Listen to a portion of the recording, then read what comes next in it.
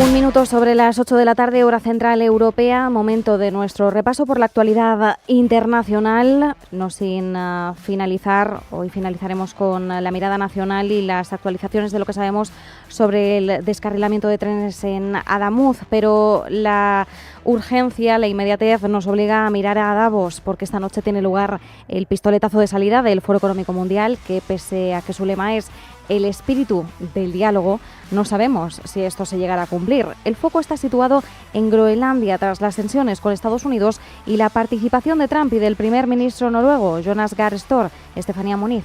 Davos también es la oportunidad de tejer las reuniones clave que debaten la geopolítica. El noruego Støre asistirá a Davos el mismo día que Trump. El primer ministro noruego ha modificado su agenda semanal, anunciando que finalmente sí asistirá al Foro Económico Mundial el miércoles y el jueves, coincidiendo con la aparición prevista de Trump en la reunión anual. Støre no tenía previsto asistir a la conferencia de Davos de este año por las tensiones con Estados Unidos en torno a Groenlandia. También el canciller alemán Friedrich Merz intentará reunirse con Donald Trump el próximo miércoles en Davos para evitar una mayor escalada. Die amerikanische Regierung weiß, dass wir auch von unserer Seite aus reagieren könnten. Friedrich Merz ha dejado claro que no quiere una guerra comercial, pero que Europa sabe responder si los aranceles son irracionales. Los líderes de los 27 celebrarán una cumbre de emergencia el próximo jueves en Bruselas. Y sobre Groenlandia, Trump no ha descartado usar la fuerza para adquirir la isla. Podría contemplar por el momento esa acción militar. Sin comentarios, así ha respondido Donald Trump a una pregunta directa sobre si utilizaría la fuerza para apoderarse de Groenlandia durante una breve entrevista telefónica con NBC News. En esa breve conversación con la cadena de televisión, el presidente de Estados Unidos se ha negado a decir si descartaría la posibilidad de apoderarse de Groenlandia por la fuerza. También insiste en que seguirá adelante al 100% con sus planes de imponer aranceles a los países europeos si no consigue Groenlandia. Trump ha expresado su frustración con los 27 que están saliendo en defensa de Groenlandia y les lanza el siguiente mensaje. Europa debería centrarse en la guerra con Rusia y Ucrania, porque francamente ya se ve lo que les ha pasado. Eso es en lo que Europa debería centrarse, no en Groenlandia. Paralelamente, el portavoz del Ministerio de Asuntos Exteriores de China, Zhou Jiakun, ha asegurado que Washington debería dejar de usar la llamada amenaza china como pretexto para perseguir sus propios intereses en Groenlandia. Ha reiterado Donald Trump su frustración con Noruega por el Premio Nobel de la Paz. Dice que Noruega lo controla totalmente y ha enviado una carta al primer ministro noruego donde Trump ha manifestado que ya no se siente obligado a pensar solo en la paz. El presidente estadounidense ha enviado una comitiva al primer ministro noruego, a Støre, en la que declara que ya no se siente obligado a pensar exclusivamente en la paz y que priorizará a partir de ahora los intereses estadounidenses al no haber sido galardonado con el Premio Nobel de la Paz. La carta continúa exigiendo el control total y completo de Groenlandia. El primer ministro de Groenlandia, Jens Frederik Nielsen, ha defendido que la isla ártica no se va a dejar presionar por las amenazas arancelarias de Estados Unidos, sino que se mantendrá firme en el diálogo, el respeto y el derecho internacional. Vía Facebook ha publicado que no deben perder la fe en el futuro de la democracia groenlandesa ni en el futuro de nuestro pueblo. En la misma dirección se ha pronunciado Dinamarca y asegura que tienen líneas rojas que no se pueden cruzar. El ministro de Asuntos Exteriores de Dinamarca, Lars Løkke Rasmussen, ha asegurado que las amenazas no son la forma de adquirir el territorio. También sostiene que Dinamarca no tiene intención de agravar la situación y señala que Europa responderá a la amenaza. Por cierto, Dinamarca ha anunciado que desplegará más equipo militar y tropas avanzadas en la isla. También Canadá está considerando enviar sus tropas. Ha reaccionado también la Unión Europea, asegura que defenderá sus intereses y se mantendrá firme ante la amenaza de los aranceles. Vía X, la alta representante de la Unión Europea para Asuntos Exteriores, Kaja Kallas, ha afirmado que la seguridad del Ártico es un interés transatlántico compartido y que podemos debatirlo con los aliados estadounidenses, pero que las amenazas arancelarias no son la solución. La soberanía no es para el comercio. The EU sees no justification for the imposition of tariffs on its exports. We will react. Quien estamos escuchando es al portavoz adjunto de la Comisión Europea, Olof Gill, quien ha explicado que si se imponen aranceles, la Unión Europea tiene las herramientas y está preparada para responder con el objetivo de proteger los intereses económicos. Además, confirma que existe la posibilidad de que el Consejo Europeo se reúna a finales de esta semana, de hecho el jueves, para tratar la amenaza. Noticia de última hora, la agencia de calificación Fitch Ratings dice que los aranceles estadounidenses vinculados a Groenlandia podrían reducir el PIB de la eurozona un 0,5%, es decir, medio punto porcentual para finales de 2027. Esto en el caso de los aranceles del 10%, pero ese aumento adicional previsto del 25% implicaría aproximadamente el doble de impacto en el PIB, es decir, un 1% de recorte al PIB de la eurozona. La agencia de calificación espera que la respuesta de la Unión Europea sea silenciosa si el presidente estadounidense Donald Trump cumple su amenaza arancelaria, principalmente debido a preocupaciones de seguridad. En cuanto a Dinamarca, Fitch afirma que se espera que sus indicadores de crédito soberano se mantengan sólidos en caso de pérdida territorial de Groenlandia, considerando el pequeño tamaño económico que tiene la isla ártica y la solidez de sus finanzas públicas. Sin embargo, la agencia advierte de que Dinamarca podría enfrentar efectos políticos y geoestratégicos de segunda ronda. En el lado contrario, el secretario del Tesoro de Estados Unidos, Scott Bessent, asegura que Donald Trump ve Groenlandia como un activo estratégico. En una declaración ante periodistas en Davos, el secretario del Tesoro subraya que Washington no externalizará su seguridad hemisférica a nadie más, aunque ha reconocido que su país no debe trabajar en solitario, palabras que pronuncia tras las amenazas arancelarias del presidente Trump para los países que no apoyen su plan de anexión a Groenlandia.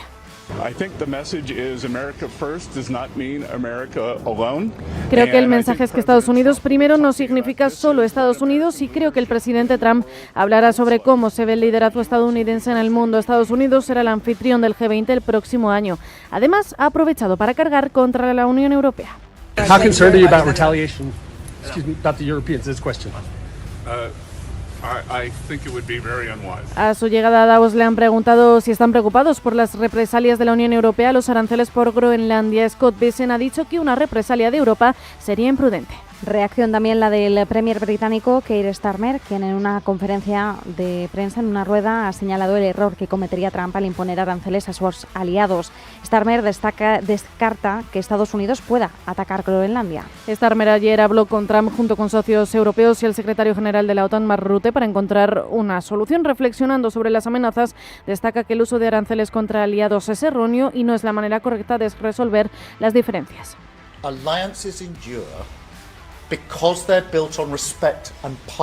En adición, no cree que el presidente Trump esté considerando una acción militar sobre Groenlandia a pesar de las tensiones. Apuesta por una solución mediante el diálogo y añade que los líderes europeos se están coordinando y se mantienen alineados en su respuesta. Pese a las tensiones con Washington, en Reino Unido siguen prevaleciendo las relaciones bilaterales con Estados Unidos como aliado por interés nacional de su país. Sigue Donald Trump dándole forma a la Junta de Paz de Gaza. Ha invitado a que se unan a Benjamin Netanyahu y también a Vladimir Putin, entre otras personalidades. La Junta de Paz de Gaza, liderada por Estados Unidos y encargada de supervisar el alto el fuego entre Israel y Hamas, según The Times of Israel, podría asistir Netanyahu o un representante de su elección, aunque de momento no se ha aceptado. Muchos líderes fueron invitados previamente, incluido el presidente turco Recep Tayyip Erdogan, su homólogo ruso Vladimir Putin, información que ha confirmado el secretario del Kremlin, Dmitry Peskov. Bielorrusia también ha recibido invitación del presidente Trump. Se unirá también el presidente de Kazajistán y, según AFP, es poco probable que Francia responda favorablemente a la invitación. Entre tanto, el ministro de Finanzas israelí Bezalel Smotrich ha pedido al primer ministro Benjamin Netanyahu que tome el control de Gaza y construya asentamientos en la franja de Gaza. Respecto a la guerra en Ucrania, el director ejecutivo del Fondo Ruso de Inversión Directa, Kirill Dmitriev, se reunirá mañana en Davos con el enviado especial de Estados Unidos en Oriente Medio, con Steve Witkoff, para discutir el plan de paz en Ucrania. También estará presente el asesor y yerno del presidente Trump, Jared Kushner, según Axios. Por cierto, que hemos conocido hace unos minutos que el presidente ucraniano Volodymyr Zelensky ha declarado que Rusia está lista para lanzar un nuevo ataque masivo contra su país, añadiendo que tendrá lugar en los próximos días. Mientras, la primera ministra japonesa, Sanae Takaichi, convocará elecciones anticipadas para el 8 de febrero.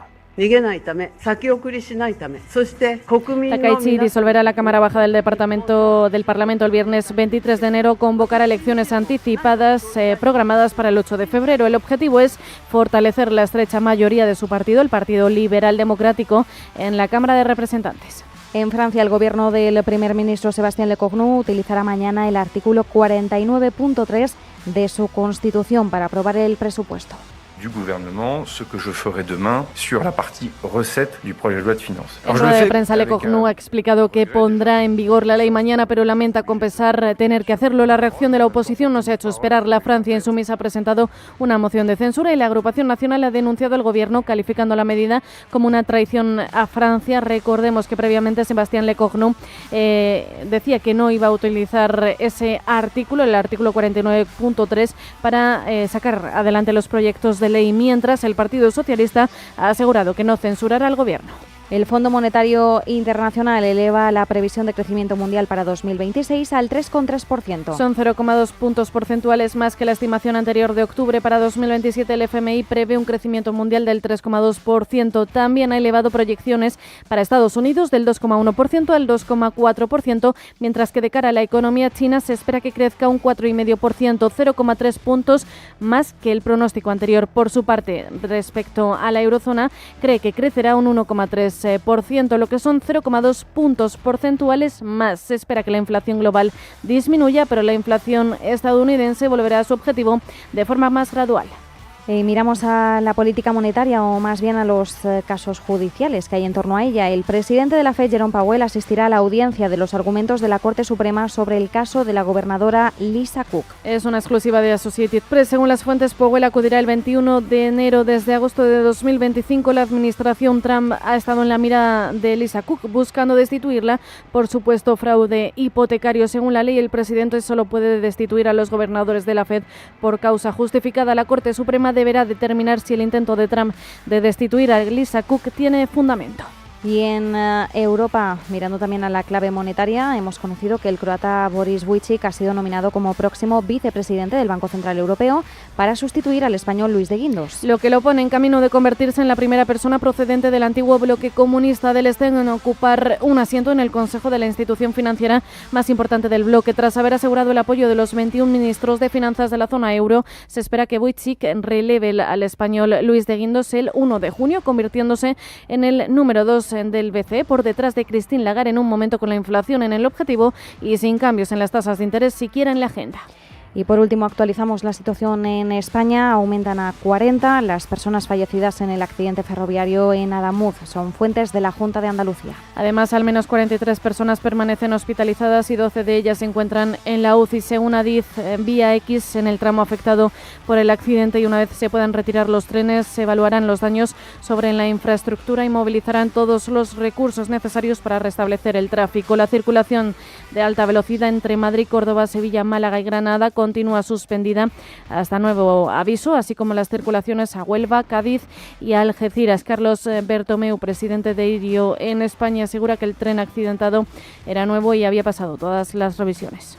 Es un accidente raro, ha ocurrido no ha ocurrido en una curva, ha ocurrido en una recta, no ha ocurrido en velocidad punta, ha ocurrido en una velocidad moderada para la que tiene el tren. El tren es un tren no llega a 3 años desde que lo compramos, desde nuevo, o sea, y ultimísima tecnología, y ha cumplido la totalidad de su plan de revisiones y de mantenimiento programado, el último muy recientemente. Estas declaraciones corresponden con las del ministro de Transportes, Óscar Puente, que ha calificado el suceso como raro y difícil de explicar. El siniestro se ha producido cuando un tren de IRIO que cubría el trayecto Málaga-Puerta de Atocha ha descarrilado e invadido la vía contigua a la entrada de la estación de Adamuz en Córdoba. Las tareas de rescate se centran ahora mismo en acceder a esos vagones para comprobar si hay más víctimas en ellos. Recordamos los teléfonos de atención a familiares por parte de Renfe es el 910 1020 y por parte de IRIO es el 900 001 402.